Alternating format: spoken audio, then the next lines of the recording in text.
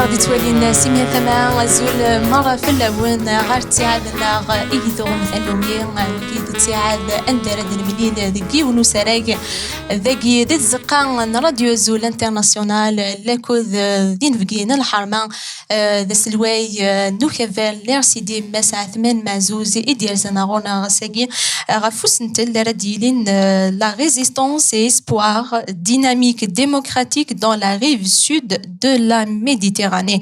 كان مقبل كان نعدي غير أسرة جاجين ذا سنين ثنمرثنا. En cette occasion, on remercie tous nos partenaires d'affaires pour leur soutien. ثنمرثن ستوسدا كان مكدنير يكان سرة جاجين غادي يزين ووال فلاس غاف نغ le thème de notre rencontre débat d'aujourd'hui donc sur la résistance et espoir dynamique démocratique dans la rive sud de la Méditerranée. Donc ما كدني كان يدنا غير نفقاون الحرمه المسا 8 معزوز صوفيسك تنمرتي كم تقول العرضنا تنمرت يعطيكم الصحة يا راديو أزول انترناسيونال يثنو بقى غينيا mes salutations à tous les téléspectateurs et auditeurs de la chaîne. تنمرتي دغا يدنا غدغني ماس كمال عمري داس الماذ ذا نغمس دغني زول في كماس كمال Azul Ihran dit Doualan Radio Azul International. J'espère qu'on va passer des moments qui permettent réellement de susciter des questions profondes, notamment dans le contexte actuel régional et international, notamment par rapport à ce qui se passe comme crise qui entoure l'Algérie. تنمرتي أماكني لا دغنا يدنا ماس أكلي قيدي كان يدا داس الماذ وذم يارو صوفيسك تنمرتي كمي تقبل العرضنا. Merci pour l'invitation. Donc, ça me fait honneur d'être dans cette chaîne Radio Azul International et surtout pour débattre ou discuter ou échanger avec un président d'un grand parti algérien, le RCD. Et merci pour l'invitation. تنمرتي بلا ما نسودغني لو بوبليك يقلا دقيقة لنا تنمرت نولي مد إثلام دقيقة عقرنا. أكان مس معزوز أمشي ديلا لو ديبا ناو سارك إذخمض إضليا. Comme vous l'avez suivi pour la plupart du temps où nous avons organisé cette rencontre débat, ça a tourné généralement sur les préoccupations notamment de notre diaspora, mais aussi on a eu à débattre sur les questions liées notamment à l'Algérie. À l'Algérie, que ce soit sur les questions socio-économiques, politiques, mais aussi sur les attentes du peuple algérien, notamment dans cette phase assez difficile, assez délicate pour l'ensemble des Algériens. En fait, les Algériens vivent une situation de répression, de fermeture des espaces de liberté et d'expression et d'organisation. Et la rencontre d'hier, effectivement, a permis à la diaspora qui s'est mobilisée en masse, en bon nombre, justement, de débattre avec les représentants du RCD de toutes ces questions-là. Ça a été un débat vraiment fructueux, riche, et l'ensemble des participants qui ont pris part avaient compris que l'Algérie a besoin de sa diaspora. L'Algérie a besoin de sa diaspora, tout simplement. C'est un élément essentiel. C'est un élément essentiel pour la construction nationale. Et le RCD a d'ailleurs dédié l'une de ses instances à l'immigration. On a des instances dédiées, pour ceux qui ne le savent pas, on a une instance dédiée à l'immigration, une autre dédiée aux femmes progressistes et une autre aux jeunes progressistes. Et c'est ainsi que notre diaspora, nous l'avons justement comme principal axe aussi de développement du parti. Parce qu'un parti qui ignore une partie essentielle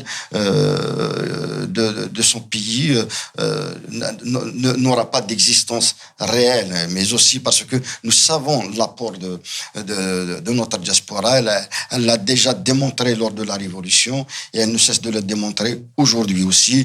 Nous n'oublions pas ce qu'elle a apporté, notamment lors de la pandémie. La pandémie, avec notamment ces actions de solidarité, et les Algériens n'ont pas oublié cela, et le RCD justement n'a pas oublié ça, parce que tout simplement la diaspora est pour nous un axe important pour la construction de la nation algérienne. تلميذك مسا كما لها لك ساعدتي دانو صورك.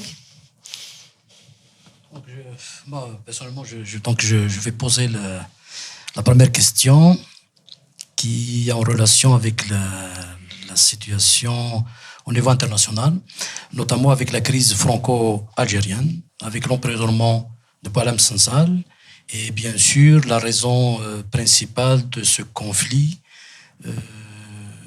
c'est surtout la reconnaissance de la France, de la marconnalité du Sahara occidental.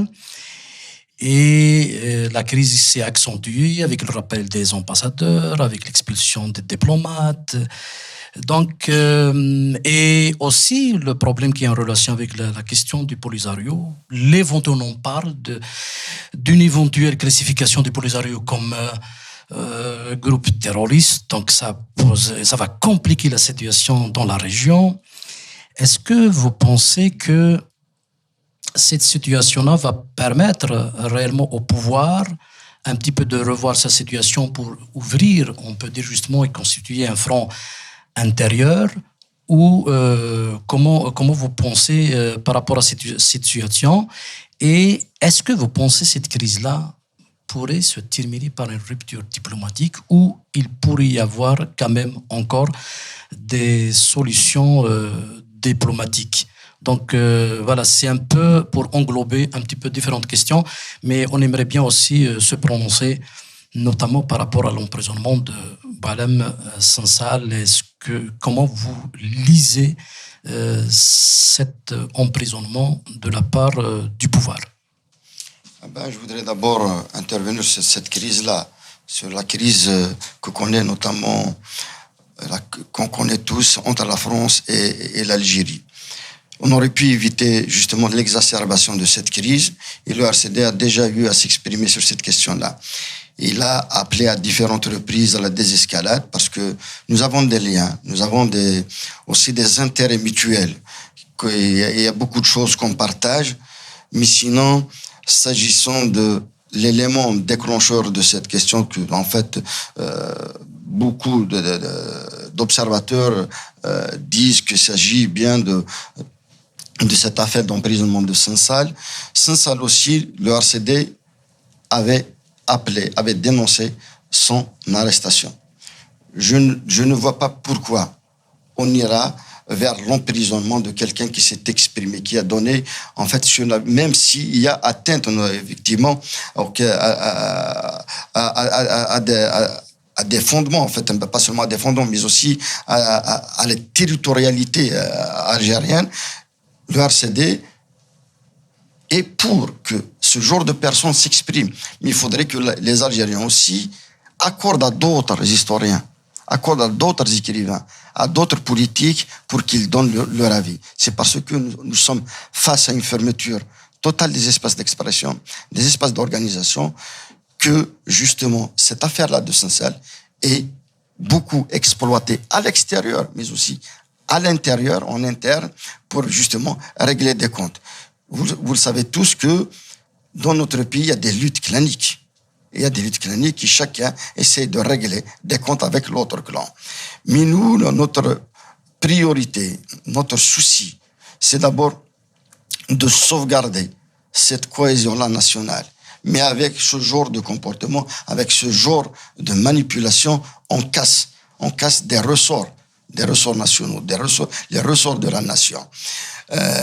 Maintenant, pour revenir justement à ce contexte-là international et régional, effectivement, il y a des sérieux dangers, notamment à nos frontières sud, mais aussi dans toute la région du Sahel.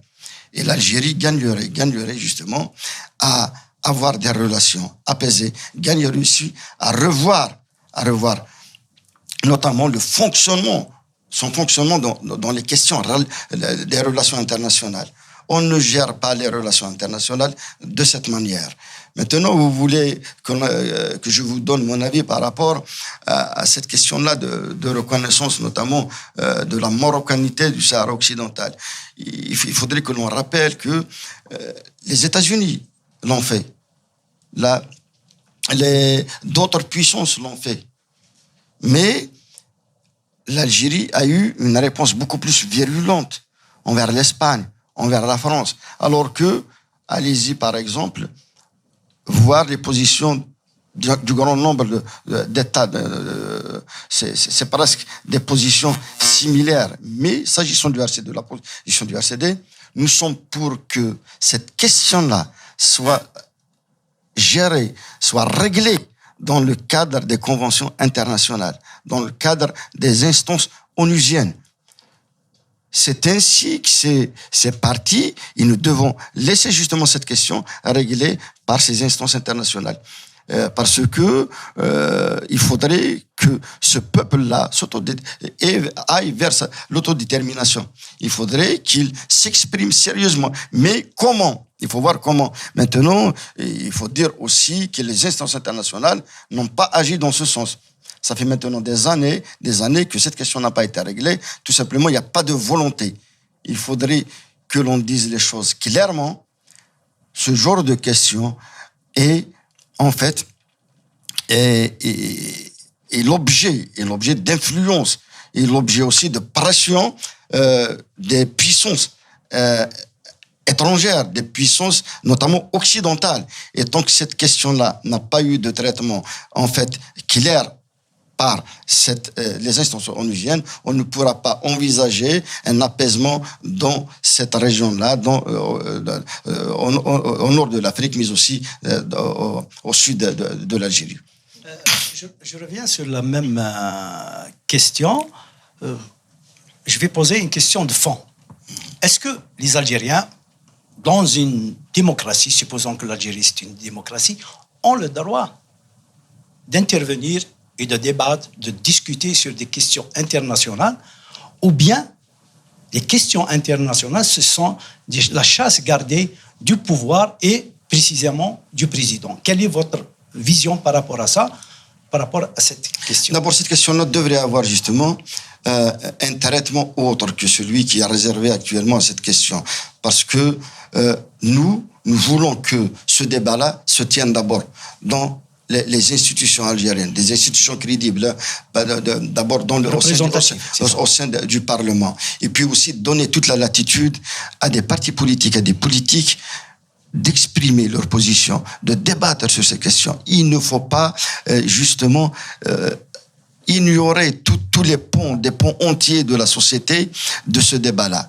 C'est parce qu'aujourd'hui, ces ponts-là ont été ignorés que l'État algérien, le pouvoir algérien est en train de tâtonner, est en train de justement de perdre en crédit, notamment dans la gestion de ces questions-là. Il est important d'abord d'ouvrir les espaces d'expression, d'ouvrir les médias aux Algériens, d'ouvrir les débats, les médias aux politiques. Parce que vous ne pouvez pas maintenant, parce que, comme vous le dites, c'est une chasse gardée du pouvoir. Moi, je dirais plus que ça. C'est une chasse probablement gardée d'un centre décisionnel qui n'a aucune influence sur le peuple algérien, dans les faits. Ma deuxième question, la relation avec justement cette crise-là, surtout par rapport à la question du Sahara occidental. Si de revenir à un événement historique, qu'en pensez-vous? Est-ce qu'il pourrait être justement une alternative pour mettre fin à cette crise-là entre l'Algérie et le Maroc principalement, à travers la conférence de Tanger de 58, il y a eu une convergence nord-africaine. Est-ce que vous pensez que, par exemple, le socle amazigh, cette convergence nord-africaine, pourrait être une alternative pour mettre fin justement à cette crise que je pourrais qualifier d'irrationnelle? Vous savez, le RCD a tout le temps plaidé justement pour cette convergence-là des États nord-africains. Jusqu'à maintenant, si ce n'est sérieusement cette crise qui est au nord du pays, mais aussi dans le pourtour méditerranéen, on aurait pu organiser des rencontres, notamment avec beaucoup de partis politiques nord-africains. On l'a déjà fait avec des Marocains, avec des Libyens, avec des Mauritaniens, avec des Tunisiens, et ça a suscité beaucoup d'espoir. Mais aujourd'hui, ce genre de rencontre-là est presque impossible à faire. J'en ai des contacts avec des chefs de parti, mais concrètement, on peut pas l'organiser. Aller vers une telle organisation pourrait susciter en fait des inquiétudes, mais aussi pourrait susciter des dérapages, notamment à l'encontre des partis démocratiques comme le RCD. Il n'y a pas très longtemps, on a été invité par des Libyens. Il y a plus d'un mois de cela, mais sur le plan pratique, c'est presque impossible d'organiser cette rencontre-là. Mais sinon, s'agissant de cet espace-là nord-africain, pour qu'on gagne en quiétude, pour qu'on gagne notamment en matière de force régionale, en matière de force économique, il faudrait aller le plus vite vers une union nord-africaine. Pourquoi ne pas aller justement vers des accords qui vont renforcer justement ces liens entre tous les pays nord-africains, et c'est en renforçant justement ces liens-là que nous pouvons aller voir ce qui se passe dans l'Union européenne. C'est parce qu'il n'y a plus de frontières qu'aujourd'hui, en fait, l'économie européenne a pris en puissance. L'économie européenne, l'Europe est une force, malgré toutes les attaques, notamment ces derniers mois, de Donald Trump, par exemple. Est-ce que dans ce sens-là, l'Algérie ou bien le RCD voit qu'on doit abandonner cette trajectoire historique qui a été initiée il y a quelques années vers ce qu'on appelle le Maghreb arabe et y aller vers quelque chose de plus grand qui est par exemple l'union du nord-africain ou quelque chose. Est-ce qu'on doit-on délaisser ou abandonner cette trajectoire vers ce qu'on appelle le Maghreb arabe? D'abord, cette idée-là de Maghreb arabe n'a jamais été réellement défendue par le peuple algérien. Il faut juste rappeler le Hirak qui est sorti, qui n'a jamais en fait cru à cette supercherie-là des Maghreb arabes. C'est pas vrai. On peut parler de pays nord-africains, de Temazra, mais parler des Maghreb arabes serait réducteur, notamment avec la composante humaine que connaissent les pays nord-africains, que ce soit au Maroc, en Algérie, en Tunisie, en Libye. Aujourd'hui, en fait, toute cette région-là est à l'origine amazigh. Maintenant, c'est vrai que l'arabisation a pris un peu, en fait, a pris des espaces, a été en fait utilisé comme langue, mais comme expression aussi dans les institutions. Mais nous, en tant que parti politique, nous plaidons justement pour cette pluralité-là. Il faudrait permettre justement à ceux qui s'expriment, que ce soit en arabe ou en tamazigh, de coexister. Et c'est ainsi que nous pouvons aller loin, que nous pouvons construire des pays forts et stables. Donc l'espace nord-africain, il peut en quelque sorte s'ouvrir sur cette pluralité culturelle qui existe dans le nord-africain. C'est ça, oui. Je vais poser une autre question qui a toujours un lien avec le contexte régional et international. Est-ce que vous pensez justement ce contexte-là ne met-il pas le pouvoir en rapport de force ou de faiblesse? C'est-à-dire parce que, on va dire, tout le monde qui appelle à la construction, au renforcement du front intérieur, est-ce que le pouvoir, vu la situation, est-ce qu'il va s'ouvrir ou il va fermer le jeu, même à travers ce projet de loi de mobilisation générale? Donc, la question est justement, est-ce que pour y avoir possibilité d'ouverture, où le pouvoir va fermer encore plus le jeu à travers son fameux projet de loi de mobilisation générale? Vous savez, moi je ne crois pas que le pouvoir va rester sur cet axe-là, parce que tout simplement le pouvoir est sérieusement affaibli. Il est affaibli, il est acculé de toutes parts. Il faut voir juste ce qui se passe, notamment au niveau de notre région. l'Algérie connaît de sérieuses menaces. Et il ne faut pas ignorer que la menace, elle est réelle. Elle est réelle. Et un pouvoir, justement, acculé de toutes parts, va certainement céder. Tout simplement parce que ce front interne dont vous parlez n'existe pas réellement. Il y a un front, il y a un sérieux front, effectivement, pour revendiquer la liberté, pour revendiquer la justice, pour revendiquer plus de démocratie. Mais le pouvoir, c'est vrai qu'il peut faire peur à travers cette loi dont vous parlez. Mais cette loi-là aussi, c'est vrai que si les Algériens réellement comprennent le contenu de cette loi, jusqu'à maintenant, parce que les Algériens ignorent totalement qu'est-ce qui est véhiculé par cette loi. Mais sinon, en termes de loi pour appeler à une mobilisation, pourquoi pas ? Pourquoi ne pas aussi établir des lois pour que l'armée algérienne se prépare à d'éventuelles attaques? C'est tout à fait normal dans les pays qui se respectent. Mais aujourd'hui, nous sommes face à un pouvoir qui est acculé, nous sommes face à un pouvoir qui est fragile, nous sommes face à des institutions qui n'ont pas de légitimité, et ainsi, ils ne pourront pas, je le dis, je le répète, ils ne pourront pas mobiliser. Pour mobiliser les Algériens, il faudrait réellement, justement, leur faire comprendre qu'ils ont toute leur liberté, qu'ils peuvent voter sur des personnes qui les représentent réellement. Mais aujourd'hui, on n'a pas cela, et le pouvoir ne peut pas duper, notamment à travers ce genre de projet de loi. Il ne peut pas aussi faire peur, comme vous le dites, à une population qui résiste, mais à des acteurs politiques qui ne veulent pas justement de toute cette pression-là et de toute cette répression. Merci pour la parole. Juste pour apporter un peu de certains éléments qui vont vous permettre de développer sur la relation nord-sud. C'est ça la question qui de l'heure, c'est la dynamique d'espoir démocratique nord-sud, c'est-à-dire dans la Méditerranée.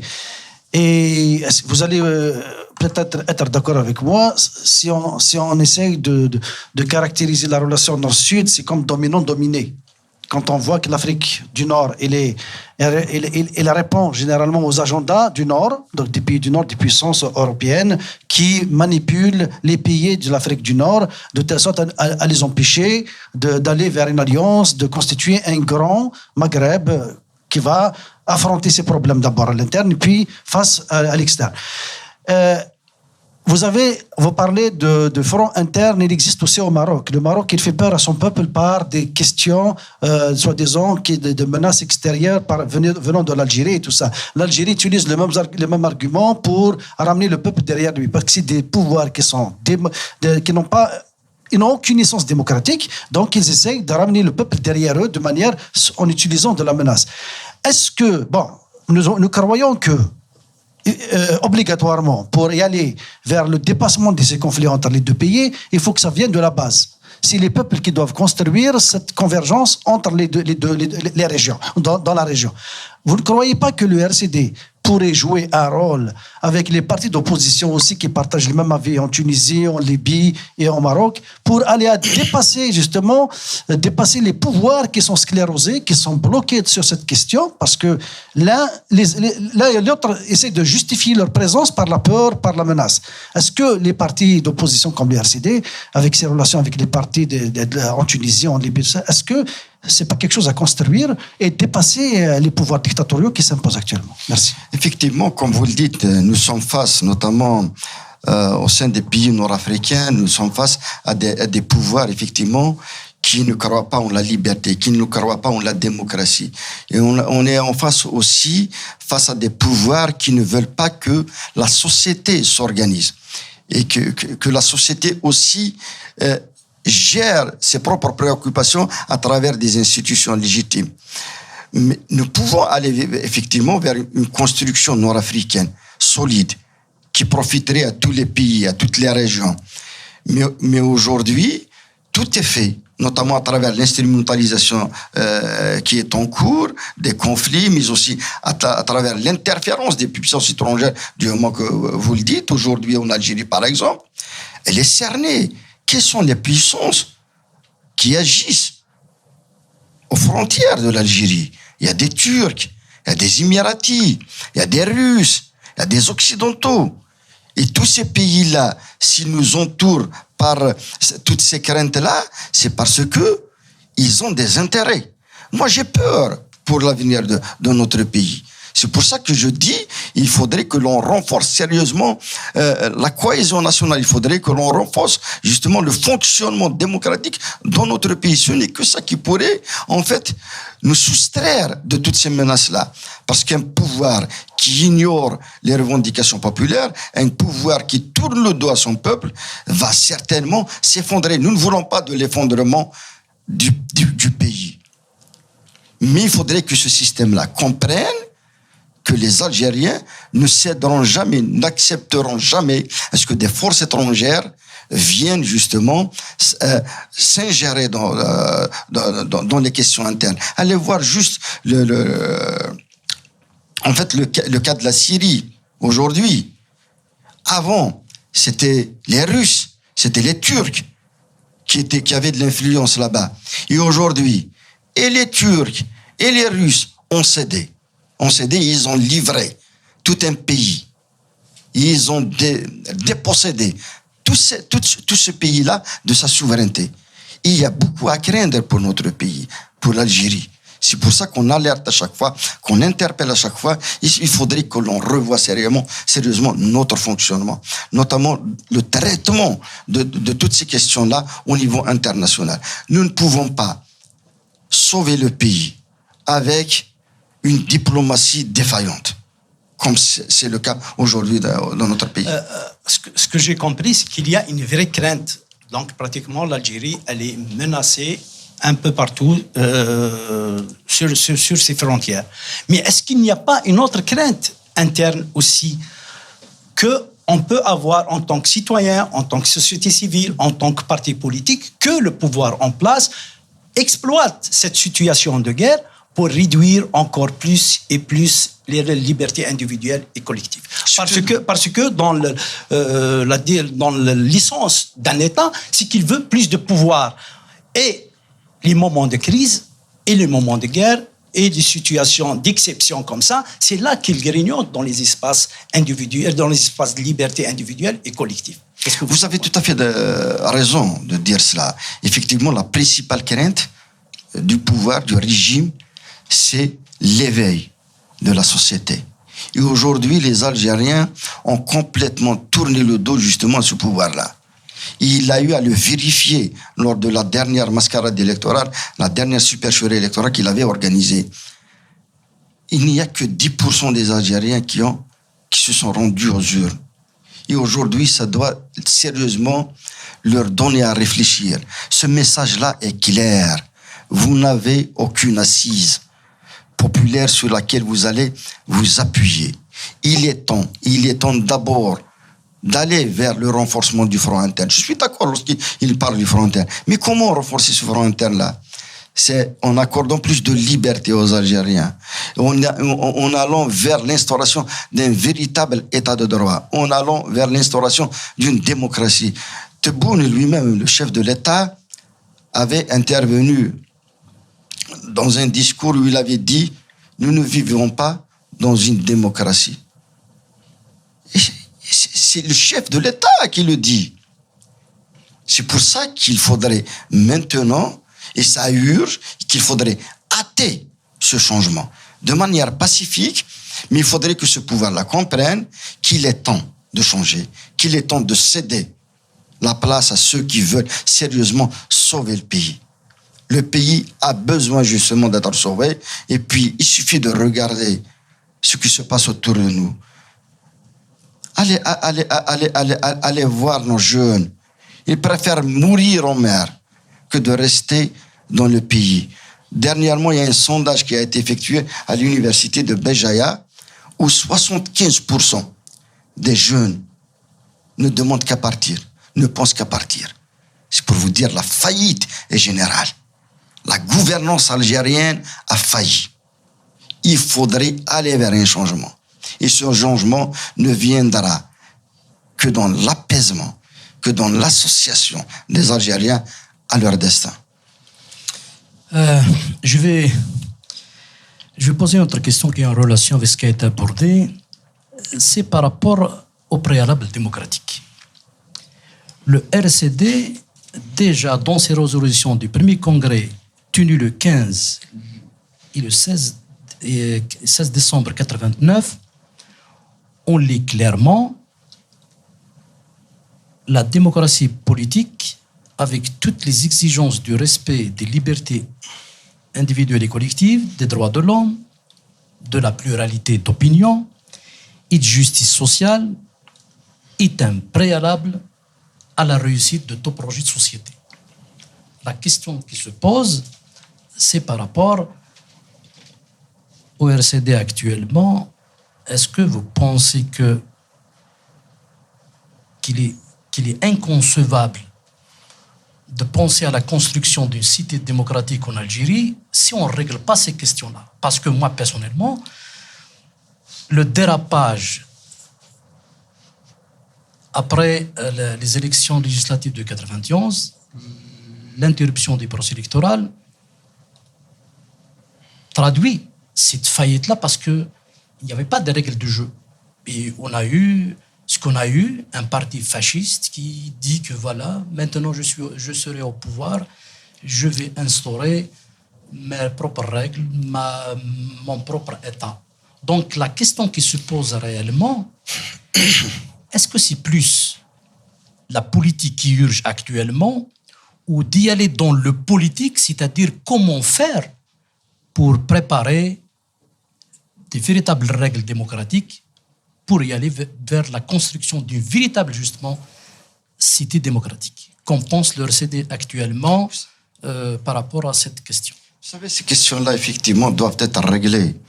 Ces questions-là démocratiques, d'essence démocratique, doivent être la base de toute constitution. Or, comme vous venez de le dire, moi je considère que la constitution qui avait permis justement la légalisation de partis fascistes, de partis islamistes, est une dérive.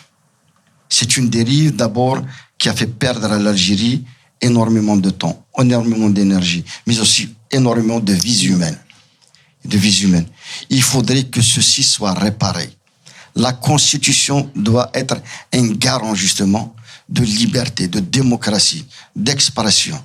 Et aujourd'hui, avec justement une Constitution qui ne résout pas les problèmes profonds de la société, elle n'a rien de Constitution.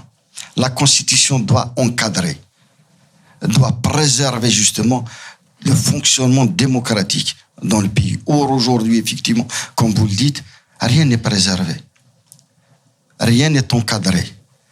Il suffit juste de rappeler le dérapage de Belgrade au sujet de l'identité nationale, au sujet de la culture. Tout ceci n'aurait pas été possible si nous avons, dès le départ, justement, encadré ces questions-là. Si nous avons eu la latitude, dès le départ, d'empêcher ce genre de comportement. Mais aussi, il faudrait que l'on dise, l'école algérienne a produit des énormités. Un Belghite, professeur, pendant 40 ans dans des universités, il en a produit des milliers et des milliers. Moi, je l'ai dit tout dernièrement, je suis contre son emprisonnement. Parce que tout simplement, le premier, il y en a d'autres, plus importants que lui, le chef d'état-major Gaïd Salah. Vous savez tous qu'est-ce qu'il a fait. Il avait fait des dérapages énormes, plus graves que ce que vient de faire Belgrade. Belgrade, on peut dire que c'était une opinion, alors que Gaïd Salah, c'était un acte. Donc c'est plus grave, comme vous le dites, c'est encore plus grave ce qu'il a fait Gaïd Salah que Belghit, oui. Vous savez, c'est très grave tout simplement, que ce soit Belghit ou Gaïd Salah ou d'autres, parce qu'il y en a d'autres aussi, j'en connais énormément, d'autres qui s'expriment. Allez voir, par exemple, sur les réseaux sociaux. Oui, il y a même une pétition qui circule des enseignants universitaires d'histoire. Ils ont écrit une pétition pour, en quelque sorte, supplier le président de la République afin de le libérer, mais ils n'ont pas condamné le fait qu'il a dit des choses idéologiques. Voilà, je vais mettre ça idéologique sur sa vision de l'histoire. Ils n'ont pas condamné ça. Et de plus, ils n'ont pas fait un appel, par exemple, au nom de la liberté de conscience et d'expression. C'était défendable de le libérer au nom de cela. Mais ils n'ont pas mentionné ni liberté d'expression, ni liberté d'opinion. Et de plus, ils n'ont pas condamné ces propos. Les dérapages, effectivement, ce genre de dérapage est inadmissible. Et Belghit, effectivement, s'il a osé cela, c'est parce que d'autres ont déjà osé avant lui. Plus que ça. Et il le faisait, y compris sur les plateaux de télévision algérienne. Et on l'a laissé faire. C'est parce que c'est une politique assumée au plus haut niveau. Aujourd'hui, on vient, en fait, dire que c'est un dérapage. Mais il y en avait des dérapages plus que ça. C'est pas un dérapage, c'est une idéologie. Effectivement, c'est un dérapage idéologique, disons, mais c'est un dérapage. Ouais. C'est un dérapage. Et ceci ne peut être, en fait, endigué que par la liberté qui doit être accordée aux Algériens, mais aussi il faudrait que ces questions-là fondamentales, notamment sur l'identité, sur la culture, soient sérieusement résolues. Aujourd'hui, l'école algérienne, elle est livrée aux islamistes. Aujourd'hui, l'école algérienne, elle est livrée au fondamentalisme. Aujourd'hui, la justice algérienne aussi est entre les mains d'un courant conservateur qui ne veut pas de l'émergence d'un courant démocratique. Il y a aussi d'autres secteurs qui ont en fait que l'Algérie traîne encore en matière de développement. Allez voir le secteur du commerce. Il est quasiment, totalement entre les mains des islamistes. Et pourquoi nous ne développons pas également le secteur du tourisme? C'est parce qu'on l'a livré à des personnes qui ne croient pas au tourisme. Allez voir la côte algérienne de 1200 km qui est en jachère. Mais sur cette question, même le président de la République, Tebboune, il a un stéréotype ou un préjugé sur le tourisme qui associe le tourisme pratiquement à quelque chose de pervers et même à la prostitution, on peut le dire. Donc imaginez un président de la République, il a une vision pareille, qu'est-ce qu'on peut dire du reste de la société? Le drame est vraiment profond. Une autre question qui est en relation avec les fondamentaux du RCD, c'est la question de la laïcité de l'État. Je vais le relier aussi par rapport à la sécularisation de la société. Alors, on aimerait bien avoir ton point de vue par rapport à cette question, parce que est-ce que le fait que la société, justement, est sous l'emprise des islamistes, avec la fermeture des cafés littéraires, qui permet réellement, au fond, de participer dans le processus de la sécularisation de la société. Parce qu'il y a eu des débats, il y a cet esprit d'ouverture, une certaine réflexion rationnelle. Alors on l'a fermé, et je pense que le corps conservateur islamiste ont quelque chose, peut-être qu'il y a un deal avec le régime en place pour fermer ce genre d'espace. Donc la question qui se pose, c'est par rapport justement, étant donné que le RCD est un parti laïque, mais de l'autre côté, on n'a pas une société sécularisée vraiment, à part en dehors peut-être de la Kabylie qui a vraiment sauvegardé, on peut dire, son identité laïque, on peut dire, mais plus précisément par plus de sécularisation. Qu'est-ce que vous en pensez par rapport à cette question-là? C'est-à-dire, est-ce qu'il ne fallait pas justement aider la société à travers des débats pour qu'elle soit sécularisée? Et c'est cette société-là, une fois ouverte, qui pourrait réellement, au fond, revendiquer un État laïque, parce que actuellement, le pouvoir, on sait en place, qui te met l'islam, article de l'islam, religion d'État, exploité même par des islamistes eux-mêmes. On a entendu même leur chef islamiste parler le fait que dans la Constitution, l'islam est religion d'État. Donc, on pourrait instaurer un État islamique. Il joue avec ce genre de jeu de mots, on peut dire. Donc, on aimerait bien avoir votre point de vue par rapport à cette question-là. Alors, comme vous le savez, effectivement, au sein du RCD, la laïcité a sa place entière. Dès le départ, le RCD se revendique comme étant un parti laïque. Effectivement, comme vous le dites aujourd'hui, nous sommes face à un pouvoir qui, effectivement, alimente l'islamisme. Aujourd'hui, l'islamisme est toléré dans toutes les institutions. Et toléré justement pour avoir cette emprise sur la société. C'est un islamisme qui est dans tous les rouages de l'État aujourd'hui. Et c'est pour ça que nous disons qu'il faudrait une rupture totale avec un pouvoir qui tolère justement l'instrumentalisation d'une religion à des fins politiques. C'est quelque chose de gravissime aujourd'hui. L'Algérie, effectivement, est sous l'emprise des islamo-conservateurs. Il y a encore des résistances, comme le fait le RCD, avec ses moyens. Mais la société aujourd'hui se retrouve aujourd'hui désarmée, complètement désarmée.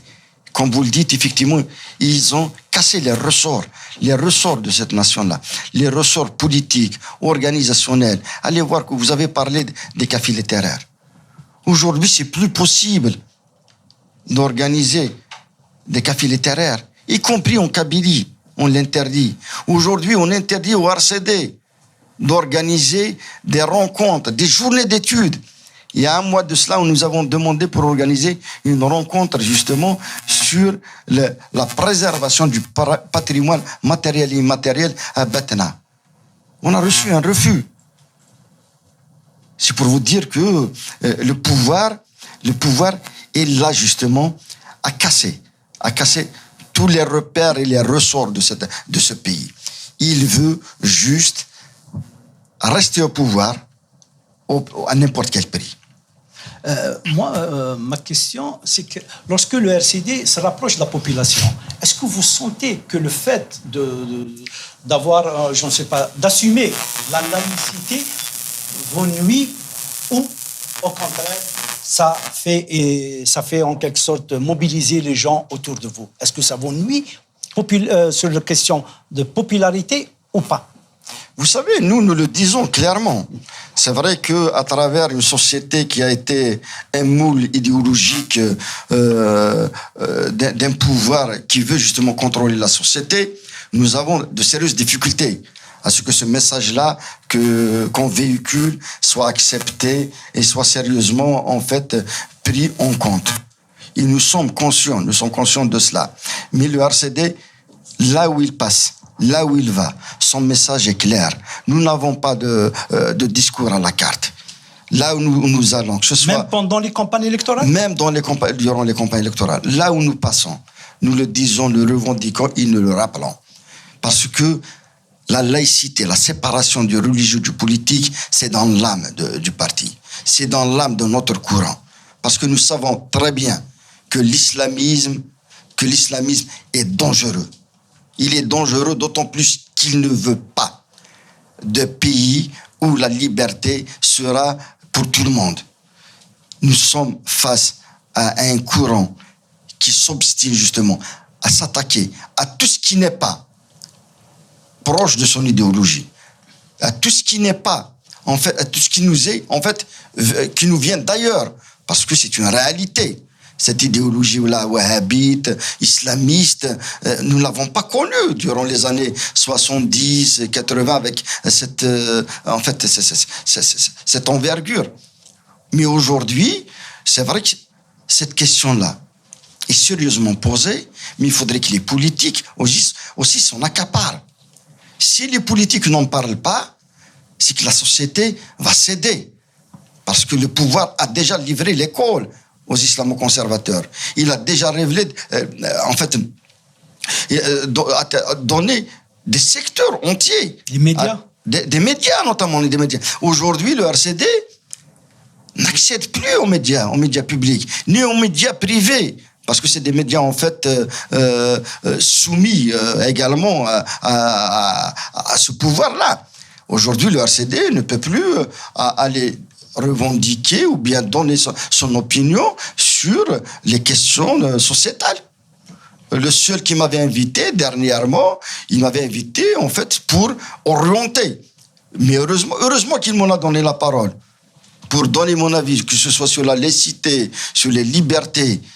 Mais souvent, lorsque ces médias-là viennent, vous invitent, c'est souvent pour véhiculer des messages vers d'autres courants, vers d'autres régions, afin de stigmatiser et singulariser le RCD. Et cette politique a tout le temps été dans le fond instrumentalisée par un pouvoir qui ne veut pas justement de l'émergence d'un courant démocratique qui puisse exister, qui puisse défendre justement la démocratie dans le pays. Je vais acheminer pour poser une autre question, bien sûr de fond, qui est importante et qui est considérée comme étant un crime d'État. C'est la question de l'arabisation. C'est-à-dire, d'un côté, on arabise l'école du simple citoyen, mais la progéniture de la nomenclature au pouvoir, on voit ces enfants au lycée international Alexandre Dumas à Alger.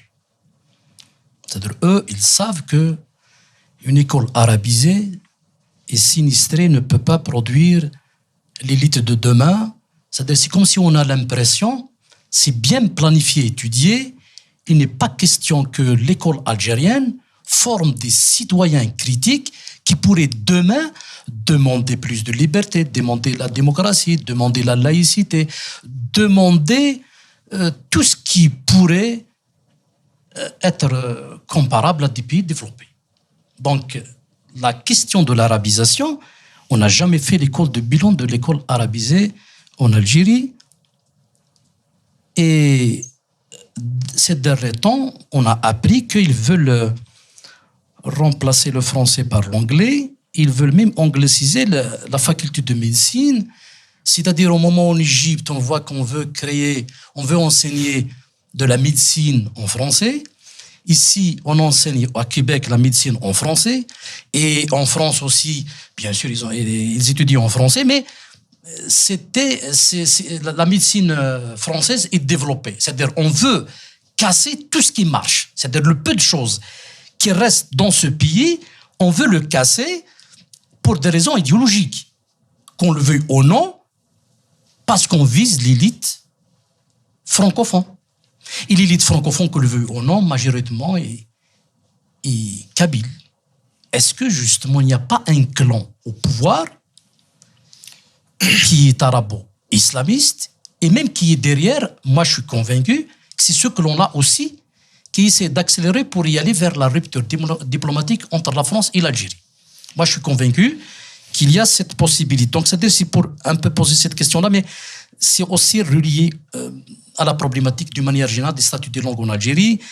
Tamazight n'est pas réellement officiel, qu'on le veuille ou non, parce qu'il y a la manipulation du pouvoir en changeant même la définition de langue officielle. C'est-à-dire, ils disent que Tamazight est officiel, mais dans la réalité, il n'est pas officiel. Pourquoi? Parce que le pouvoir a utilisé la ruse. Il a créé sa propre définition de langue officielle pour induire le simple citoyen en erreur. Et de l'autre côté, il a créé ce qu'il a appelé la langue officielle de l'État. C'est-à-dire, Tamazight n'est pas une langue de l'État. Alors que, par définition, une langue officielle, c'est une langue des institutions. Donc, est-ce que vous, en tant que parti politique, vous n'allez pas se pencher sur cette question-là parce que c'est un peu question piège. D'un côté, on veut interdire des manifestations pour revendiquer l'officialisation de Tamazight parce qu'on vous dit qu'il est officiel. Mais lorsqu'on va étudier le texte lui-même, c'est écrit noir sur blanc que Tamazight n'est pas officiel. Donc, est-ce que vous avez pris conscience par rapport à cette problématique un peu sérieuse, parce qu'étant donné que le RCD, l'un de aussi de ses fondamentaux, à part la laïcité, c'est la question aussi identitaire. Vous savez, cette question a eu une part de lion lors d'une rencontre et d'une journée d'études qui est organisée à Sétif, il n'y a pas très longtemps, il y a moins de 6 mois, je crois, justement qui traitait de l'éducation, où les langues ont pris une part importante des débats. Le RCD est pour des langues étrangères. Nous ne sommes pas contre, en fait, l'arabe aux côtés de Temazir, du français, de l'anglais. On aimerait bien que nos enfants puissent apprendre les langues qu'ils veulent, en fait, quoi, que l'école leur offre. Mais aujourd'hui, comme vous le dites, effectivement, il y a une frénésie d'arabisation à outrance dans tous les domaines, dans tous les secteurs. Et c'est une réalité aujourd'hui. Nous avons eu à nous exprimer, notamment par rapport justement à cette interdiction, mais aussi à ces entraves-là qui sont faites notamment pour l'usage du français. Le français, qu'ils veulent ou qu'ils ne veulent pas, est une langue qui est usitée par les Algériens. C'est une langue qui a été utilisée dans l'enseignement. Énormément de cadres dont vous faites partie ont fait l'essentiel de leur enseignement en langue française. Et c'est pour ça d'ailleurs, effectivement, du moment que vous parlez d'élite, du moment que vous parlez de technologie et d'avancement, c'est parce que ces langues-là ont ouvert les esprits des Algériens. Aujourd'hui, l'arabe tel qu'il est enseigné véhicule une idéologie rétrograde. Nous ne l'ignorons pas. Mais il faudrait maintenant une sérieuse réforme, une refondation de l'école algérienne pour permettre justement, pour soustraire l'école justement de ces luttes idéologiques. Il nous faudra une école ouverte, une école qui permet justement réellement de véhiculer le savoir. Parce qu'aujourd'hui, ce n'est pas le cas. Aujourd'hui, l'école algérienne ne fait sortir que des extrémistes en majorité. Rares sont ceux qui échappent à cela. Et c'est pour ça le problème est plus profond. Ce n'est pas seulement les questions de langue, la question aussi de l'instrumentalisation de la religion. Ça fait des dégâts. La question aussi de l'exploitation et de l'utilisation de l'État, des institutions, à des fins notamment de règlement de comptes, pour que ce soit dans le domaine culturel, dans le domaine idéologique, dans le domaine de l'éducation. Ceci est inacceptable.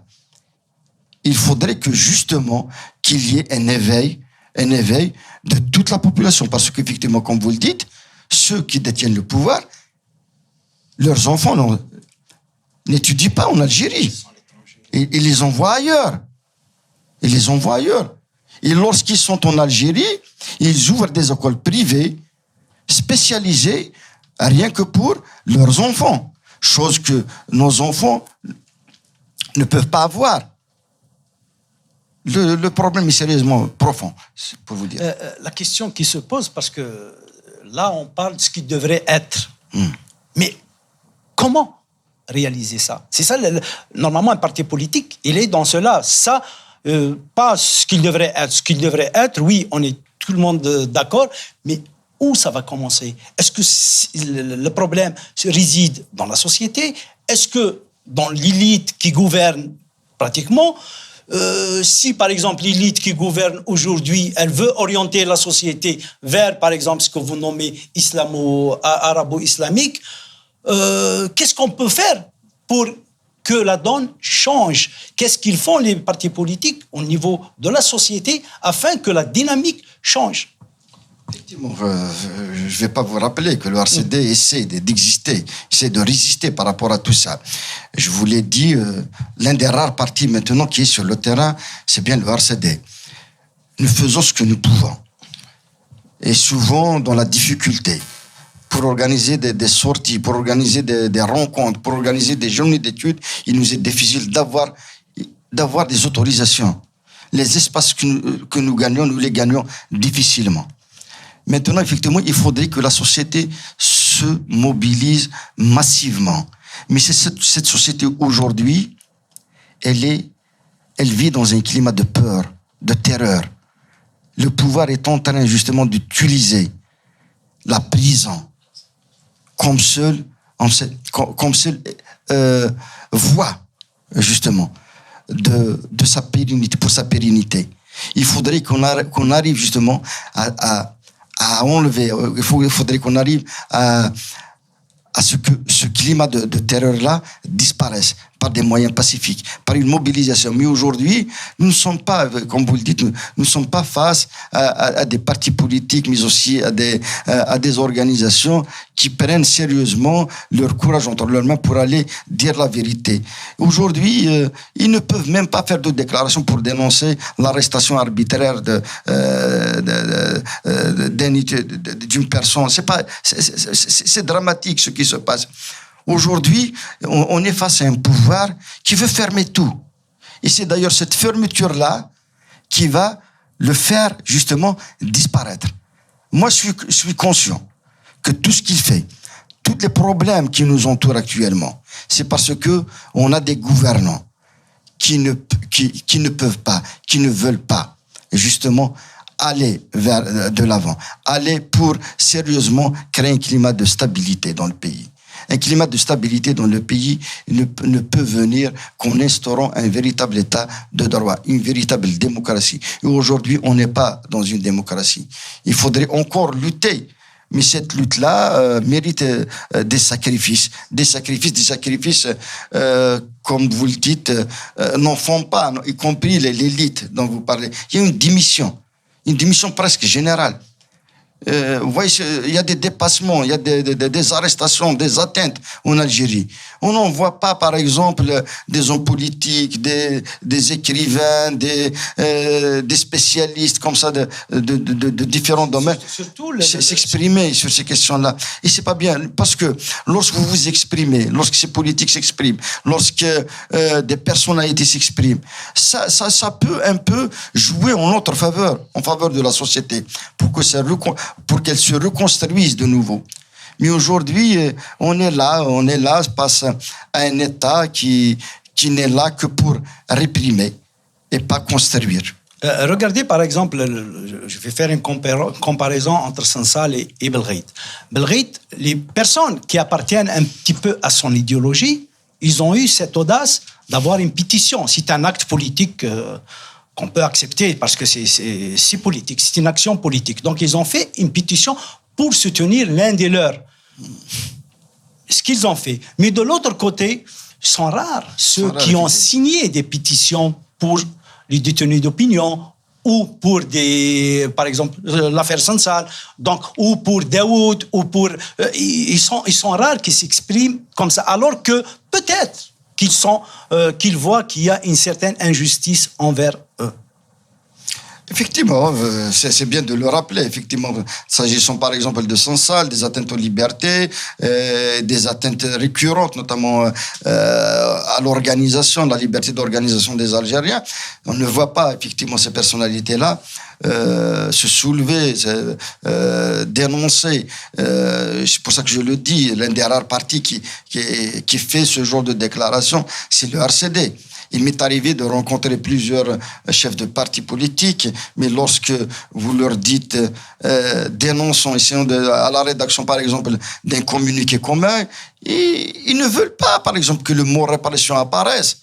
Le mot détenu d'opinion, les détenus d'opinion apparaissent dans la déclaration. C'est vraiment dramatique. Et ces partis-là, le plus souvent, c'est ceux qui se revendiquent aussi du courant démocratique. Et c'est vraiment inacceptable pour un parti comme le nôtre. C'est pour ça que moi, en fait, ces partis-là, je dis qu'ils ne sont là que pour réellement des intérêts restreints, des intérêts, leurs propres intérêts. Ils ne sont pas là pour aider la société, ils ne sont pas là pour venir justement plaider pour la démocratie dans le pays. Autant pour ces partis-là, prendre leurs agréments et les rendre. Moi-même, là, à un certain moment, lorsque on nous empêchait de s'organiser, on nous empêchait d'organiser nos rencontres, on a mis presque une année sans agrément, sans renouvellement d'agrément. Et c'était ainsi d'ailleurs que j'avais fait une déclaration en le disant, s'il s'agit de ce document-là, prenez-le, mais vous allez trouver le RCD sur le terrain, parce que nous croyons à cet idéal-là démocratique. Nous défendons cet idéal démocratique. Et c'est ainsi d'ailleurs, moins d'un mois après, l'agrément nous est attribué. C'est parce que c'est en fait ce genre de déclaration, il faudrait oser en politique. Il faudrait oser en politique et ne pas laisser l'adversaire justement te dicter, te soumettre. Je voudrais aussi poser une question par rapport à la question de mode de gouvernance.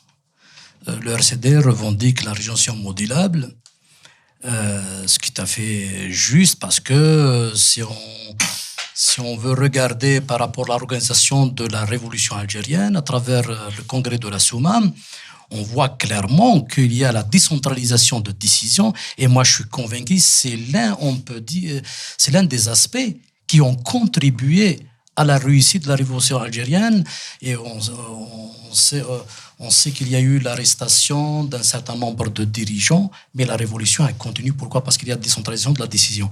Alors, donc, c'est pour ça que ma question qui se pose, bon, je sais que la position de RCD par rapport à cette question-là, mais la question qui se pose, quelle est la crainte du pouvoir? Pourquoi il ne veut pas décentraliser? Pourquoi ne pas donner le pouvoir aux régions et de permettre aux citoyens d'exprimer leur aspiration selon leur vision? Et c'est la seule, à mon avis, voie qui pourrait permettre d'éviter un chaos, parce que, qu'on le veuille ou non, le fait de vouloir imposer une vision unique, ça va finir par une explosion, voire une implosion. Donc, c'est pour ça que cette question-là s'impose, on peut dire, si on veut éviter toute éventuelle implosion ou explosion dans le pays. Il va être justement exploité par les forces extérieures et à travers justement ce qui s'est passé dernièrement dans les médias, c'est toujours la question identitaire parce qu'elle est importante. Donc je pense qu'on doit y aller et je pense que peu importe le concept qu'on va utiliser, ça soit régionalisation modulable ou un autre mode d'appellation, parce que réellement, au fond, on peut trouver des systèmes de gouvernance, par exemple, comme le fédéralisme, et il est moins de liberté que, par exemple, lorsqu'on parle de décentralisation ou autre, même si le fédéralisme, c'est un peu un concept un peu large. C'est pas ça ce qui est important, mais c'est le contenu des concepts qui est important. Donc, je pense que est-ce que cette question-là pourrait être abordée dans le contexte actuel où le pouvoir encore, ça l'intéresse de rester dans le jacobinisme parce qu'il est plus proche de l'autoritarisme, parce qu'il cherche à centraliser tout pour éviter de perdre contrôle, on peut dire, de gestion au niveau régional. Comme vous savez, effectivement, on ne peut pas gérer un pays continent comme l'Algérie, justement, de la manière avec laquelle elle est gérée actuellement.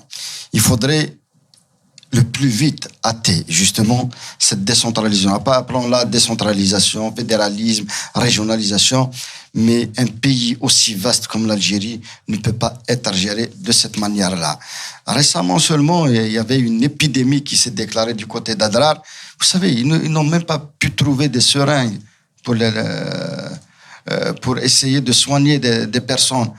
Ce genre de questions, aller voir les infrastructures dans les zones reculées de l'Algérie. C'est vraiment inacceptable tout ça. Si on avait sérieusement accordé plus de pouvoir aux régions, plus de pouvoir aux élus locaux, on ne se serait pas confronté à tous les problèmes que nous rencontrons aujourd'hui. Si le pouvoir maintenant ne veut pas de cette décentralisation, de cette régionalisation, c'est parce qu'il veut s'en accaparer de toutes les richesses, que ce soit celles du sud, du nord, de l'est, de l'ouest. C'est parce qu'il ne veut pas réellement que les Algériens accèdent à une gestion où il peut contrôler l'action des institutions. Parce qu'aujourd'hui, lorsqu'on garde justement tous les pouvoirs au sein, dans la capitale Alger, c'est parce que ces décisions-là, ces centres de décision-là sont contrôlés par des groupes d'intérêt. Et c'est une réalité. Moi-même, j'en ai vécu beaucoup de choses. Vous savez, la loi sur les hydrocarbures, lorsqu'elle a été élaborée sous Chekib Khalil, qui c'est qui a élaboré cette loi-là? Vous savez, dans la commission finance, l'écrasante majorité de ceux qui constituent cette commission-là, où j'avais siégé, sont des opérateurs justement dans le secteur de l'énergie. L'écrasante majorité, c'est des patrons. Ils étaient tous sous la houlette de Haddad. Mais personne ne dénonçait cela. Nous étions à l'Assemblée. Nous étions l'un des rares partis à avoir dénoncé cela. Allez voir maintenant où est-ce qu'ils nous ont ramenés. C'est pour vous dire que nous plaidons pour une régionalisation. Nous plaidons pour une décentralisation. Nous voulons justement qu'il y ait des parlements régionaux. Nous voulons justement plus de pouvoir aux élus locaux. Aujourd'hui, une simple enseigne dans ta commune, tu ne peux pas la faire à ta manière. On doit te l'imposer d'ailleurs. Aujourd'hui, pour réparer une serrure dans une école, il faudrait qu'on attende l'ordre du chef de Daïra. Mais c'est terrible ce qui se passe dans notre pays. On ne veut pas que ça change. On ne veut pas améliorer notre quotidien. Et ceci, justement, est un véritable danger pour l'État en entier. La question que je me pose, c'est qu'il y a une tendance idéologique qui veut rejeter tout ce qui vient de la France, donc de ce qui vient du colonialisme. Mais l'idée de l'État jacobin, l'État-nation, il y a une certaine... en quelque sorte, il y a des gens qui veulent que ça continue, alors que c'est un héritage aussi colonial. Pourquoi ils ne veulent pas s'en débarrasser? Je l'avais rappelé tout à l'heure, parce qu'il y a de gros intérêts. S'ils ne veulent pas s'en débarrasser... Est-ce que c'est une question d'intérêt individuel ou bien c'est une idéologie à l'intérieur? À l'origine, c'est des intérêts individuels qui évoluent en intérêt de groupe. Mais aussi, il y a aussi cette idéologie-là. Parce que pour eux, si l'on ouvre, ça va être tel courant qui va s'en accaparer des institutions. Par exemple, ça pourrait être aussi leur crainte. Si on va vers une régionalisation, probablement le RCD va avoir plus de pouvoir dans différentes régions. On le voit par exemple comment il se comporte avec nous. Lorsque je me déplace par exemple pour animer à Tamarasset, je suis tout le temps suivi, suspecté de tout. C'est aussi le cas du côté de la région Chaoui. À chaque fois qu'on se déplace, qu'on organise quelque chose, et d'ailleurs difficilement à chaque fois qu'on organise ça, mais ils sont à chaque fois à nos trousses, ils ne veulent pas nous faciliter en fait l'accès à la discussion avec la population. Donc en fin de compte, ils ont peur de plus de la démocratie que d'autres choses, parce que la décentralisation, ça va vers plus de démocratie que la centralisation. Parce que tout simplement, effectivement, il se pourrait qu'il y ait des régions qui vont en fait servir en fait d'exemple. Ouais. Pour que cette décentralisation ait beaucoup d'effets aussi ailleurs. Par exemple, si l'on réussit, par exemple, dans une région comme Chaouia, par exemple, en matière on développe tous les secteurs. Pour eux, ça risque de prendre ailleurs, où les intérêts aussi seront menacés. Ça va être aussi le cas, par exemple, pour la Kabylie. En termes, par exemple, de liberté d'expression, si on ouvre... en fait, on peut le rappeler. Il y a beaucoup de cafés littéraires qui ont démarré à l'origine, dans la région de Kabylie, notamment à Béjaïa. à Béjaïa, où ça a connu sérieusement une propension, et ceci a aidé notamment la population à aller discuter, à aller s'ouvrir sur les autres, à aller apprendre, mais aussi à aller accepter la critique, accepter de discuter de toutes les questions. Mais aujourd'hui, ce n'est plus le cas. Aujourd'hui, tout est fermé, y compris les médias sont fermés. Et je l'ai rappelé tout récemment, vous savez, c'était le Wali de Béjaïa, par exemple. On lui demande une autorisation pour organiser des débats, il vous le refuse. Il a fallu effectivement le déglinguer par rapport à son bilan pour dire que vous avez failli. Et nous allons organiser une journée sur le développement local. Il nous a refusé d'organiser une journée d'études qui va être animée par des spécialistes dans le domaine du développement local. C'est pour vous dire que ce pouvoir-là ne veut rien. Il veut juste exploiter, il veut juste tirer profit de toutes les situations. Et dans ce cas-là, c'est quoi la solution exactement?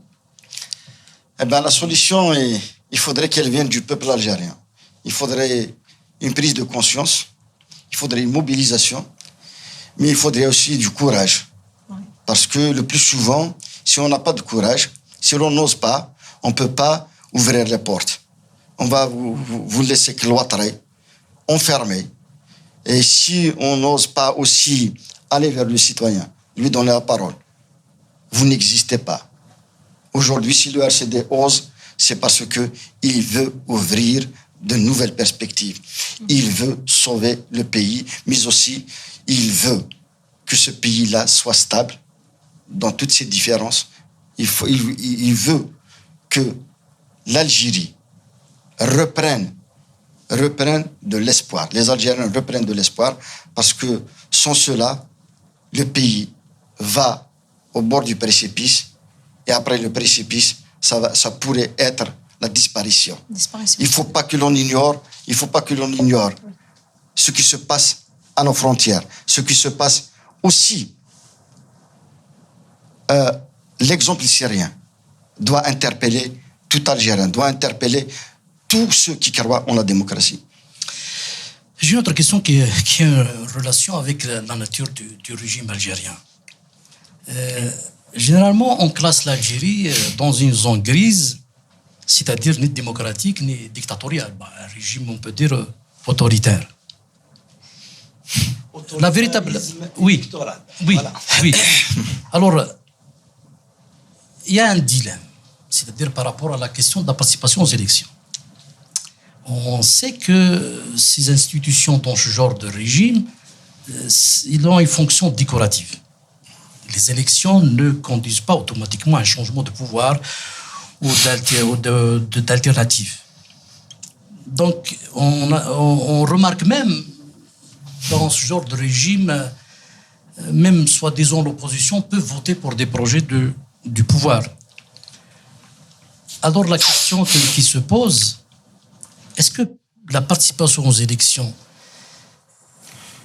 il n'y a que cette voie-là comme solution pour les partis pour exister, ou que faudrait-il faire justement pour y aller vers un véritable changement, pour une véritable alternative? Comment créer ce rapport de force pour amener le pouvoir à arrêter son jeu et à rester dans le formel, mais dans la réalité, même des chefs d'État reconnaissent que malheureusement l'Algérie n'a jamais été démocratique, il n'a jamais eu d'élection libre, n'a jamais eu d'élection sérieuse. Est-ce que vraiment exister en tant que parti politique ne pose pas une véritable problématique par rapport à cette question, étant donné toute création de parti politique et a pour ambition d'y arriver au pouvoir? Effectivement, l'essence même de l'existence d'un parti politique, c'est d'accéder au pouvoir, c'est d'aller vers la prise du pouvoir et de prendre le maximum de tribunes où il peut s'exprimer, mais aussi où il peut arracher des acquis. Maintenant, comme vous le dites, effectivement, quelle alternative, comment faire? Il est possible de créer une dynamique. Il est possible d'arriver à un changement pour peu que les acteurs politiques, laisse un peu leur ego de côté. Parce que la classe politique algérienne est victime de ces égos. Parce qu'ils vous disent, après moi, c'est l'élu. C'est pour vous dire que nous pouvons le faire. Nous-mêmes, au sein du RCD, bien avant les élections passées, nous avons essayé de rassembler des partis politiques, des personnalités politiques pour pouvoir agir. Nous aurions pu accéder au pouvoir. Mais en face, il y a un pouvoir qui ne pèse que 10%. Un pouvoir, en fait, trois candidats à la présidentielle n'ont pesé que 10% de l'électorat.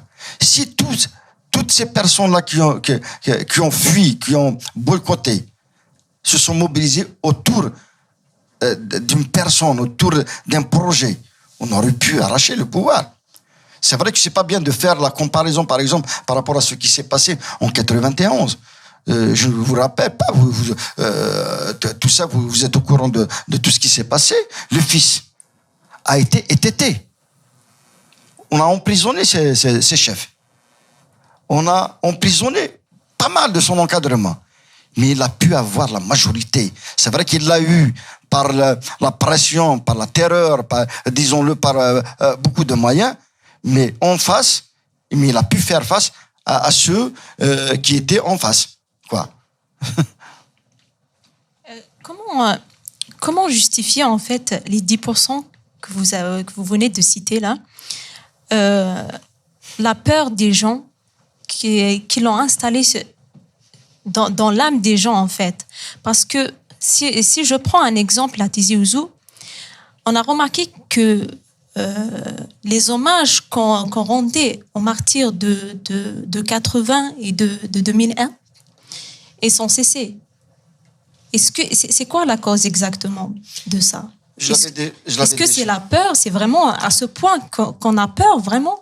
Il y a effectivement une peur terrible qui est exercée sur les citoyens. Bien avant que je vienne ici, quelqu'un m'avait appelé pour une commémoration. Je ne citerai pas la région pour ne pas aussi causer des problèmes à ces personnes-là.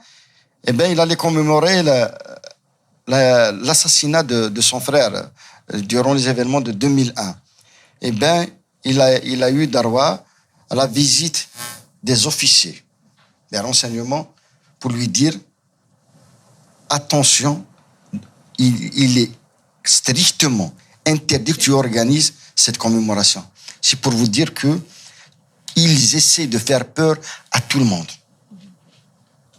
Maintenant, effectivement, que ce soit en Kabylie ou ailleurs c'est pire encore. La diaspora aussi. Y compris au sein de la diaspora. C'est pour ça d'ailleurs que j'interpelle à chaque fois les autorités sur ces questions-là. Il faut lever le pied sur ce qui se passe, sur ce qui est dressé contre notre diaspora. Aujourd'hui, effectivement, des citoyens algériens veulent bien rentrer au pays, veulent bien aider à la construction de leur pays. Mais ils ont peur d'aller être incarcérés une fois arrivés là-bas. Et tout ceci, effectivement, ne peut être combattu que par la mobilisation.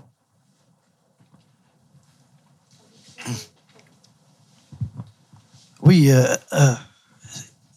par rapport à la question de 10% que vous avez posée, pourquoi il y a une peur?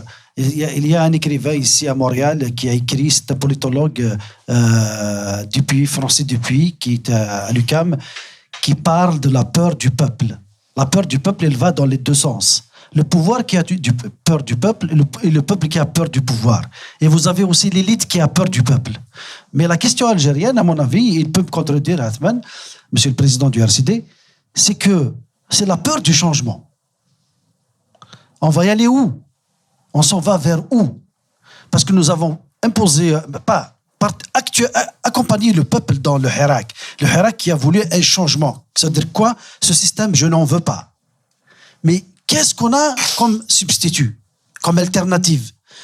Nous n'avons rien du tout. Vous avez le Coran islamiste, il existe, avec sa base sociale. Parce que les médias, le wahhabisme de Bouteflika et l'argent, la construction des mosquées à grand ciel, à ciel ouvert, ont fait que la société, avec son hyper-religiosité, il est plus disposé à remplir les urnes aux islamistes, et l'utilisation de la religion en politique comme un moyen d'influencer la foi pour la ramener à voter.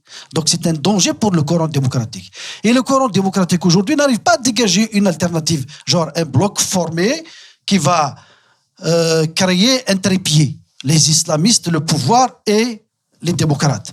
Donc la question qu'on devrait poser au président du RCD, pourquoi et quels sont les mécanismes pour accélérer à la création de ce pôle démocratique? Qu'est-ce qui l'empêche? Il a donné une partie, ce qui est l'égoïsme, ce que j'appellerais moi-même le nombrilisme. Donc, jusqu'à maintenant, quel est le déclic qui va ramener les partis démocratiques à accélérer l'alliance? Nous avons l'exemple du Chili, la concertation démocratique au Chili pour affronter Pinochet en 90. Ils se sont passés de 73 jusqu'à 90 des guerres intestines entre les partis démocratiques. Mais des partis démocratiques, des leaders qui ne voulaient pas se serrer la main dans des congrès organisés depuis 73 jusqu'à 90, ils se sont rendus compte finalement il fallait se rencontrer. Et quand ils ont créé la concertation, ils ont gagné les élections présidentielles depuis 90, 4 fois, successivement. Pour vous dire qu'il va y avoir un temps, mais il faut de l'énergie maintenant, il faut de l'initiative maintenant pour aboutir à un certain temps, on ne sait pas quand, à ce front démocratique. Merci. Moi, je dirais que les Algériens n'ont pas peur du changement, hein, parce que il suffit de rappeler, c'est de l'élection passée, en fait. Lorsque 90% boudent les urnes, c'est par défi d'abord à ce système-là, qui veut encore rester au pouvoir.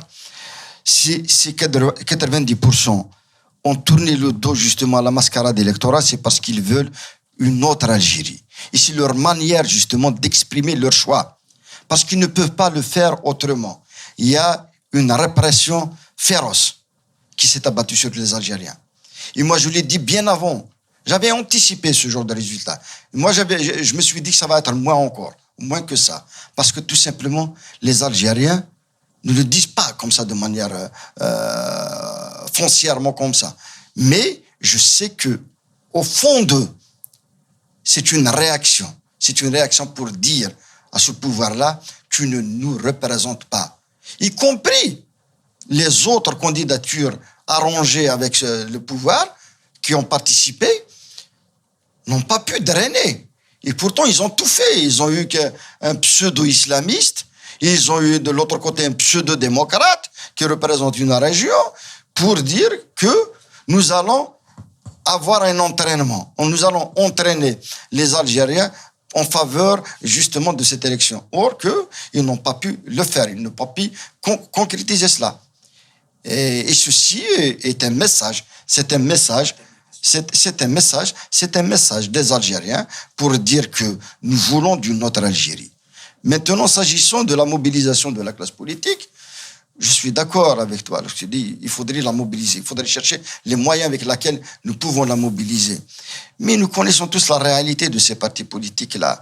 Il y a des appareils, il y a des coquilles vides qui ne sont pas sur le terrain. J'ai eu pour habitude de les rencontrer, de discuter avec eux. Aujourd'hui, ils peuvent te dire, oui, d'accord, on est pour cette action. Une fois sorti de là-bas, on l'appelle et puis ils cèdent. Ils cèdent surtout.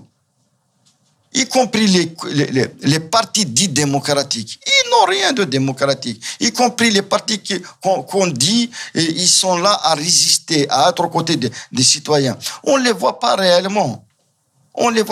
C'est pour ça qu'il est temps aujourd'hui de fédérer les forces, que ce soit des forces individuelles, que ce soit des organisations autonomes comme ça. C'est parce que c'est ainsi. Moi, j'ai appris à évoluer avec des personnes, mais pas avec des partis. Je préfère le faire avec des individus, avec des associations, avec des organisations qui ont démontré leur puissance, qui ont démontré leur existence, qui ont démontré aussi leur conviction. que de travailler avec des partis en fait qui n'ont aucune influence sur la société, mais aussi des partis qui à tout moment vont se retourner sur les positions que vous avez prêchées. Je pose la dernière question avant de passer pour le dernier volet pour Ali, pour clôturer, je pense que le débat. Justement, vous avez évoqué plus de travail avec des personnes. Qu'est-ce que vous en pensez justement de la possibilité d'y aller vers, en quelque sorte, comme vers, peut-être dans le contexte actuel de l'Algérie, d'y aller vers un gouvernement qu'on pourrait appeler d'union nationale ou autre, mais de faire appel justement à des personnalités qui ont un combat, un passé dont l'ancien président du RCD, en l'occurrence Saïd Sadi, qui n'est plus maintenant militant, il est libre. Est-ce que vous pensez que lui et d'autres personnalités politiques pourraient être une alternative dans le contexte dangereux actuellement pour créer ce front intérieur, d'y aller vers un gouvernement d'union nationale où on va faire appel à des personnalités réellement qui incarnent, on peut dire, un combat? Qu'est-ce que vous en pensez de cette possibilité? Vous savez, la première proposition du RCD, juste après la naissance du Hirak, était justement dans ce sens-là. Dans ce sens d'un gouvernement d'union nationale, une sorte de gouvernement d'union nationale. C'était la première proposition du RCD. Mais aussi avec une gouvernance, une présidence collégiale. Ceci aurait pu, dans le temps, en fait, aboutir s'il y a eu sérieusement une prise de conscience au sommet. Parce que vous ne pouvez pas imposer. Parce qu'il y a un pouvoir qui réprime, un pouvoir qui impose. Mais sinon, un tel idéal serait meilleur. Une telle proposition serait meilleure pour sortir justement le pays de cette impasse-là et de cette crise profonde que l'on vit. Mais aujourd'hui, il est presque impossible d'aller vers ça. Non, c'est vrai qu'on peut idéaliser. Mais lorsque vous regardez, par exemple, sur le terrain, moi, je suis bien d'accord avec toi que l'on organise, par exemple, des groupes. Mais il faudrait que ce soit, sérieusement, des personnes qui pèsent. Ce n'est pas des noms. On ne veut pas de noms comme ça, de noms de personnes. Je veux sérieusement un courant, par exemple, quelqu'un qui représente un courant, quelqu'un qui représente une force, une organisation, puisse venir. Maintenant, on ne peut pas aussi évincer ceux qui ont fait leurs preuves, par exemple, des partis politiques comme le RCD, qui a démontré son existence, qui a démontré à travers sa présence sur le terrain. Aujourd'hui, on ne voit personne sur le terrain. Où sont-ils tous ceux-là? La question qui se pose, qu'est-ce qui va obliger aujourd'hui le pouvoir d'y aller dans ce sens-là? Rien. Aujourd'hui, je ne sais pas comment il va céder à cette proposition, le pouvoir, alors qu'il n'est pas vraiment dérangé. Le pouvoir est sérieusement, ce que vous ignorez, c'est que le pouvoir est sérieusement dérangé. Il ne trouve pas d'alternative. Il est en train de maquiller une existence institutionnelle. Donc il va le céder, il va céder le pouvoir non. Pour une... Il est en train de maquiller une existence institutionnelle. Les institutions algériennes, c'est du pipeau. C'est une façade. En fait, c'est une façade juste pour dire qu'on a un gouvernement, qu'on a des institutions. Qui connaît aujourd'hui les différents ministres? Il y a des hommes politiques qui ne connaissent aucun ministre, y compris le chef du gouvernement actuel. Le chef du gouvernement actuel. C'est pour vous dire qu'il n'y a plus de politique. Il n'y a plus de débat sur les questions qui engagent le destin de la nation. Aujourd'hui, en Algérie, allez dans n'importe quelle région, dans n'importe quel centre comme ça, vous réunissez des centaines de personnes, vous leur dites qui est ministre de tel secteur, il va vous dire je l'ignore. À la limite, ils peuvent connaître Al-Tebboune, parce qu'il est en train de concentrer l'essentiel des pouvoirs. Il parle de la pomme de terre, il parle de la banane, il parle de tout. Or que ces questions-là, normalement, devraient être gérées par des services déconcentrés de l'État, sans pour autant qu'un chef d'État se prononce sur ces questions-là. Oui, donc, merci, M. Athmane Mazouz. J'ai préparé des questions, on peut dire des questions rafales. en une phrase comme ça, que veut dire pour vous démocratie? Démocratie, c'est le choix du peuple. Ouais. Que veut dire pour vous laïcité? Laïcité, c'est... en fait, laïcité, c'est... Séparé. Non, c'est pas la séparation. Je voulais dire, la laïcité, c'est laisser chacun croire en ce qu'il veut. Donc la liberté de conscience. Oui, liberté de conscience. Ce que représente pour vous ces personnalités, je vais commencer par Saïd Saadi. Saïd Saadi, c'est le fondateur du RCD, sous lequel j'ai milité. Aït Hamouda Norti. Aït Hamouda, un compagnon avec lequel j'ai eu à faire 2 mandats. Moukran Aït Larbi. C'est aussi un ancien militant et un avocat de renom. Amara Ben Younes. Amara Ben Younes, un ancien ministre qui nous a quittés. Il a été ancien ministre, oui. Et Khalida Msaouti. Également. Je vois que c'est toujours dans la même le même panier, quoi. Maintenant, par rapport au président, par rapport à la situation internationale et régionale, on aime le mot Macron. Qu'est-ce qu'il représente pour vous? Enfin, Macron, il est chef d'État français. C'est les Français qui l'ont élu. Mohamed VI. Mohamed VI, c'est un roi. Un roi qui règne sur le Maroc. Et notre président, Tebboune? Tebboune, il est chef d'État jusqu'à preuve du contraire. Chef d'État? Oui. Avec précision, chef d'État. Oui, chef d'État algérien, oui. Merci pour la sincérité. Merci à vous également. الميرت نوانت نميرتي كابولي كنت قرا غمس معزوز. والتجارة ودنا ثانميرتي راديو أزول انترناسيونال ثانميرتي يمدوك على غيني avec lesquels j'ai partagé ce plateau. السلام هذه اللي تذويلين اذنين هذه اللي ينجموا على النظام ولكن نفكر راينا وانا هضر ويا رانا فرزغاس دوكانش تاقي كان يزمر هاد فراري ثفات دوكانش تاقي كان يزمر ادنر اسيرم يزدايرين ادنر اسيرم هي الويدي تعيشن ذي الحرص ثيل اليوم يويدود ازدايرين تنميرتي كابولي كنت قرا غمس كمان. Enfin, mon dernier mot, qu'est-ce que je pourrais dire, c'est que ce qui préoccupe en ce qui se passe en Algérie, je pense qu'il doit y avoir une réflexion profonde et surtout un appel aux vrais décideurs que vous n'avez pas le droit de jouer sur l'avenir des générations parce que vous êtes en train de mener le pays vers le chaos et vous êtes entièrement responsable, mais ce n'est pas encore trop tard. Parce que même nous, en tant que citoyens algériens à l'étranger, nous n'allons pas vous laisser le pays, le mener vers la dérive parce que vous n'êtes pas sur la bonne voie. C'est que je remercie le président du RCD. Je lui dis surtout bon courage parce que je sais que c'est difficile de faire de la politique en Algérie. Continuez, lorsque vous avez des convictions, il faut y aller jusqu'au bout de vos convictions, surtout si elles sont pacifiques, si elles vont vers la liberté, pourquoi pas. Donc, vous aurez certainement des gens derrière vous. Et merci beaucoup. تنميرت نون كونوا يكم تدقى من يدنا الميتاقرا ونفكاتي عادي ذويلين يدي ثدون ارتي مدينيت